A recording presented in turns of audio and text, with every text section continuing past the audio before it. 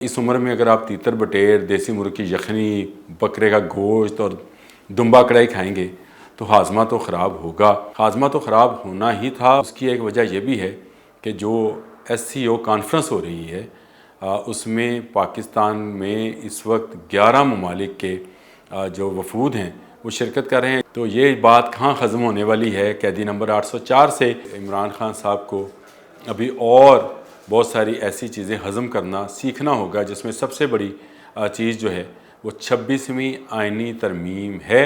اسی medical report میں وہ اس کا ذکر ہے۔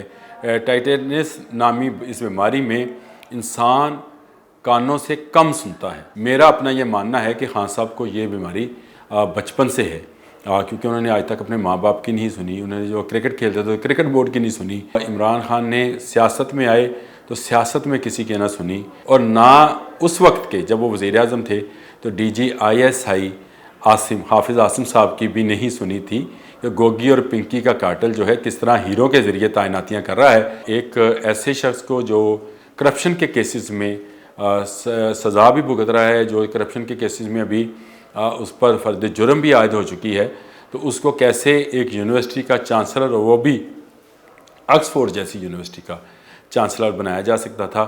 بسم اللہ الرحمن الرحیم۔ میں بولتے کالم کے ساتھ عامر رضا خان، اور آج جو خبریں ہیں وہ کچھ دلچسپ بھی ہیں اور کچھ عجیب بھی ہیں۔ عجیب اس لیے کہ ایک تو خان صاحب جو ہیں ان کو نکال دیا گیا ہے اس لسٹ میں سے جس میں اعزازی چانسلر جو تھا انہوں نے بننا تھا آکسفورڈ یونیورسٹی کا۔ جمائمہ کی بتی گل ہوئی ہے، یہ بھی بات کرنی ہے۔ میڈیکل رپورٹ آ گئی خان صاحب کی، اور اس میں ایک تو خوش آئند خبر ہے کہ ان کا بلڈ پریشر ٹھیک ہے، لیکن ایک لا علاج بیماری کا بھی ذکر ہے۔ وہ لا علاج بیماری کیا ہے اس پر بھی بات کریں گے۔ ہاضمہ خراب ہے ان کا 5 دن سے۔ سب سے پہلے اسی پر بات کر لیتے ہیں۔ ایکسپورٹ پہ بھی بات ہوگی، جمائمہ بھی بات ہوگی، لیکن ہاضمہ کیونکہ درست نہیں ہے 5 دن سے، تو عمر خان صاحب کی ایسی ہے کہ اس عمر میں اگر آپ تیتر بٹیر، دیسی مرغ کی یخنی، بکرے کا گوشت اور دمبا کڑھائی کھائیں گے تو ہاضمہ تو خراب ہوگا۔ خان صاحب کو اگر حکومت اپنے خرچے پہ یہ تمام لوازمات نہ دیتی تو شاید وہ ٹھیک رہتے۔ اگر انہیں عام قیدیوں کے ساتھ رکھا جاتا، پودوں کو گوڈی کرتے، کسی کو پانی لگاتے، تو ذرا ورزش بھی ہو جاتی۔ ورزشی آدمی ہیں، لیکن میرا فارغ بیٹھ کر صرف کھاتے کھوتے رہتے ہیں، تو اس لیے یہ ہاضمہ جو ہے خراب ہو گیا۔ 5 دن سے خراب ہے رپورٹ کے مطابق، اور اس کا علاج جاری ہے۔ ہاضمہ تو خراب ہونا ہی تھا، اور اس کی صرف یہی وجہ نہیں ہے کہ تیتر بٹیر اور بکرے اور مرغے کھائے ہیں۔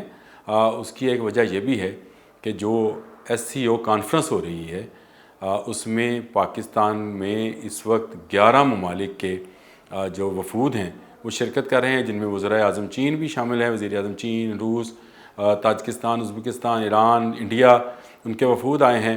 تو یہ بات کہاں ختم ہونے والی ہے قیدی نمبر 804 سے کہ پاکستان آئسولیٹڈ ایک ملک نہیں رہا، اب دنیا کی ایک بڑی تنظیم کی میزبانی اس وقت کر رہا ہے، اور یہ عزت جو ہے یہ شہباز شریف کو ملی ہے۔ یہ بات ہضم ہونے والی نہیں ہے، اسی لیے ہاضمہ خراب ہوا۔ لیکن ہاضمہ خراب ہونے کی یہ بھی آخری وجہ نہیں ہے۔ وجہ یہ بھی ہے کہ ملاقاتوں پر پابندی لگا دی، اور یہ ملاقاتیں جو تھیں یہ بڑی ضروری تھیں۔ خان صاحب کو بچپن سے ایک عادت ہے، اور وہ ہے بولنے کی، یعنی وہ بولتے بہت ہیں، اور انہیں سننے والا کوئی ہو تو وہ بے تکا اور بے نقط بولتے ہیں، جس کو بولا جاتا ہے، اور اس طرح کی باتیں وہ کرتے رہتے ہیں۔ لیکن اب کوئی سننے والا نہیں ہے۔ وہ صحافیوں والی جو ان کو سہولت حاصل تھی وہ بھی ختم ہو گئی۔ صحافی نہیں جا کے ملے انہیں پچھلے 5-7 دن سے، پابندی جو لگی ہے جی۔ اور وہ جو ان کے رہنما جاتے تھے وہ بھی نہیں آئے، جو کہتے تھے واہ واہ ہاں صاحب کیا بات کی، یہ تو لہمی بات ہے، یہ تو عام انسان کر ہی نہیں سکتا۔ تو وہ جو سننے والے تھے اور وہ جو اس طرح کی مداح سرائی کرنے والے مراسی تھے وہ ان کو میسر نہیں آئے۔ اب دیواروں کے کان تو ہوتے ہیں، سنتی بھی ہیں، لیکن زبان نہیں ہوتی، بولتی نہیں ہیں، آگے سے واہ واہ نہیں کرتی ہیں۔ تو یہ بھی بد ہضمی کا ایک وجہ ہو سکتی ہے۔ فرد جرم عائد ہو چکی ان پر۔ توشہ خانہ 2 پہ توشہ خانہ 1 میں سزا ہوئی تھی، جس کا کیس اب آگے چل رہا ہے۔ اب یہ بھی ایک بد ہضمی کی وجہ ہو سکتی ہے، کیونکہ کہا جاتا ہے کہ ہیرا جو ہے اس دنیا میں پائی جانے والی تمام چیزوں سے سب سے زیادہ سخت ہوتا ہے، اس کو ہضم کرنا جو ہے بڑا مشکل ہوتا ہے۔ اور اگر گراف کی گھڑی کے اندر جڑا ہوا ہو، اور اگر وہ سونے کے نیکلس میں جڑے ہوئے ہیرے ہوں، اور بریسلیٹ میں اور بندوں میں، کانٹوں میں، تو اور بھی مشکل ہے انہیں ہضم کرنا۔ تو ہاضمہ تو خراب ہوگا، لیکن اس کے ساتھ ساتھ یہ بھی ہے کہ عمران خان صاحب کو ابھی اور بہت ساری ایسی چیزیں ہضم کرنا سیکھنا ہوگا، جس میں سب سے بڑی چیز جو ہے وہ 26ویں آئینی ترمیم ہے، جو کل شاید پیش کر دی جائے، کل یا پرسوں اگلے 1-2 روز میں جو ہے وہ پیش ہو جائے گی، کیونکہ اس پر اتفاق ہو چکا پاکستان مسلم لیگ نون، جمعیت علماء اسلام اور اس کے بعد پیپلز پارٹی کا، کہ وہ جو آئینی ترمیم ہے اس کو منظور کر لیا جائے۔ جو کوششیں تھیں وہ ساری غارت گئی۔ وہ جو پی ٹی آئی جاتی تھی اڈیالہ جیل میں، وہاں سے کوئی نیا نکتہ لے کر نکلتی تھی، پھر وہ کوئی ہنگامہ کرتی تھی، کوئی گنڈا پور آ جاتے تھے ملنے کے لیے، وہ ساری سہولتیں ختم ہوئی تو دیکھ لیں معاملات جو ہے وہ سمودھ ہونا شروع ہو گئے، یعنی اپنی ڈگر پر چلنا شروع ہو گئے ہیں۔ تو ہاضمے کے لیے میرا خیال ہے کہ ان کی ڈوز بڑھانی پڑے گی تاکہ ان کا ہاضمہ درست ہو۔ ہاضمہ ان کا کافی عرصے سے خراب ہے۔ اب آ جائیں لا علاج بیماری کی جانب۔ جو لا علاج بیماری تو ان کو ہے، اسی میڈیکل رپورٹ میں وہ اس کا ذکر ہے۔ ٹائٹینس نامی اس بیماری میں انسان کانوں سے کم سنتا ہے۔ جی ہاں، جو میڈیکل رپورٹ ہے اس کے مطابق ان کو ایک ایسی بیماری لاحق ہے جو بڑھاپے میں ہوتی ہے، جس سے انسان کم سنتا ہے۔ لیکن میرا اپنا یہ ماننا ہے کہ خان صاحب کو یہ بیماری بچپن سے ہے، کیونکہ انہوں نے آج تک اپنے ماں باپ کی نہیں سنی، انہوں نے جو کرکٹ کھیلتے تھے کرکٹ بورڈ کی نہیں سنی، جس ٹیم کے کپتان تھے اس ٹیم کے کھلاڑیوں کو بغاوت کرنا پڑی ان کے خلاف، وہ ان کی نہیں سنتے تھے۔ عمران خان نے سیاست میں آئے تو سیاست میں کسی کی نہ سنی، کسی کو ساتھ ملانے، ساتھ چلانے، ساتھ چلنے کی بات نہیں، کسی کی نہیں سنی، اور نہیں سنی تو اپنے ساتھ اپنے پروموٹر نہ علیم خان کی سنی، نہ جہانگیر ترین کی سنی، اور نہ اس وقت کے جب وہ وزیر اعظم تھے تو D G I S I حافظ عاصم صاحب کی بھی نہیں سنی تھی کہ گوگی اور پنکی کا کارٹل جو ہے کس طرح ہیروں کے ذریعے تعیناتیاں کر رہا ہے۔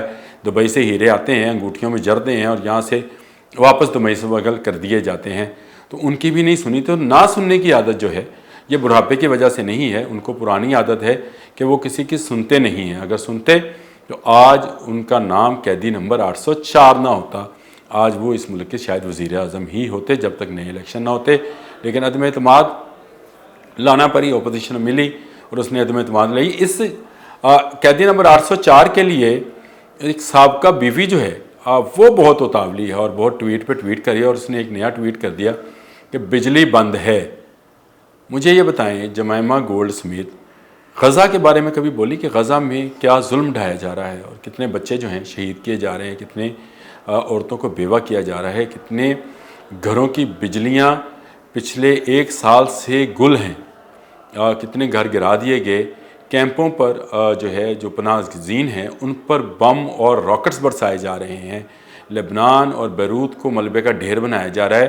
تو یہ جمائمہ خان نہیں بولی، اور اس نے ایک جھوٹ بولا اپنی اس ٹویٹ میں کہ بجلی بند ہے عمران خان کی بیرک کی۔ مجھے بتائیں اس کو یہ خبر کیسے پہنچی، کیونکہ وہ اس نے تو اپنے ٹویٹ میں یہ کہا کہ ان کو ٹیلی فون کرنے نہیں دیا جا رہا، اپنے بچوں کے سے بات کرنے نہیں دی جا رہی، تو یہ اطلاع کہ اندر بجلی بند ہے یہ ان تک کیسے پہنچی؟ یہ اگر کوئی سمجھا دے تو میں اس کا ضرور شکر گزار ہوں گا کہ کون ہے ابھی ایسا مخبر جو ملاقاتوں پہ پابندی ہے اس کے باوجود جو ہے وہ باہر اندر کی خبریں جو ہیں باہر، یہاں پہ بھی نہیں باہر دوسرے 7 سمندر پار جو ہے پہنچا رہے ہیں۔ اور 7 سمندر پار سے ہی ایک اور خبر ہے کہ جو وائس چانسلر کے لیے جو انتخاب اعزازی چانسلر کے لیے جو انتخابات ہونے تھے، وہ انتخابات جو ہیں وہ اب اس میں سے عمران خان یعنی بانی پی ٹی آئی کا نام نکال دیا گیا، اور ظاہر ہے نکال دیا جانا تھا۔ ایک ایسے شخص کو جو کرپشن کے کیسز میں سزا بھی بھگت رہا ہے، جو کرپشن کے کیسز میں ابھی اس پر فرد جرم بھی عائد ہو چکی ہے، تو اس کو کیسے ایک یونیورسٹی کا چانسلر، وہ بھی آکسفورڈ جیسی یونیورسٹی کا چانسلر بنایا جا سکتا تھا؟ تو یہ چانسلری والا جو کھیل کھیلا تھا جمائمہ خان نے، وہ بتی گل ہوئی ہے، جس کا ذکر انہوں نے اپنے ٹویٹ میں کیا کہ خان صاحب کی بتی گل ہو گئی، یعنی ان کی بیرک کی بتی گل ہو گئی۔ تو جمائمہ خان اپنی آنکھیں کھولیں، جمائمہ گولڈ سمیت میں نے پھر خان کہہ دیا، ان کے ساتھ طلاق ہو چکی ہے ان کی، اور اب وہ دوبارہ جمائمہ گولڈ سمیت ہیں۔ لیکن آپ ایک قیدی پہ بول رہی ہیں، ہم پوری غزہ کی بات کرتے ہیں۔ آج کے لیے اتنا ہی، اللہ حافظ۔